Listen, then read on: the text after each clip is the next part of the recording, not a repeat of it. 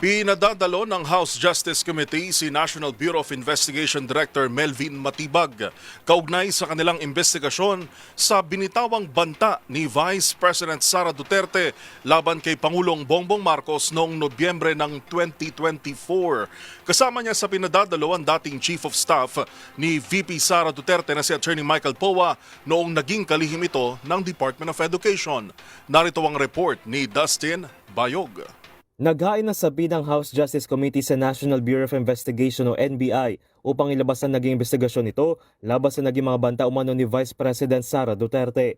Bahagi ito sa gumugulong pa rin na impeachment proceedings ng Kamara laban sa pangalawang Pangulo, kaugnay sa hindi tama umunong paggamit ng pondo at pagbanta sa buhay ni Pangulong Bongbong Marcos. Dahil dito, ipinag-utos ng komite na dumalo sa pagdidig sa darating na April 40 si NBI Director Melvin Matibag upang ilahad at ipasa ang kanilang panel copy ng investigasyon.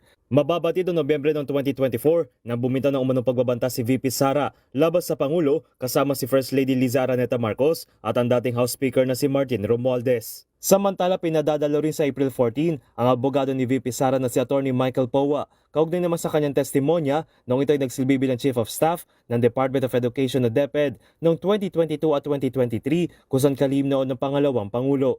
Ito ay sa gitna ng isyu sa paggamit umano ni VP Sara ng confidential funds kung saan hiningi rin ng komite ang may pinasa nitong dokumento sa Commission on Audit o COA. Bago nito, naghain na rin ang sabi ng komite kay Ombudsman Boying Remulla para naman isumite ang Statement of Assets, Liabilities and Net Worth o SALN ni VP Sara at ang umanong katulong nito na si Ramil Madriaga dahil sa koneksyon nito sa umanong misuse ng confidential funds. Para sa MBC TV Network News, ito si Dustin Bayog ng DZRH TV. Una sa Pilipinas, una sa Pilipino.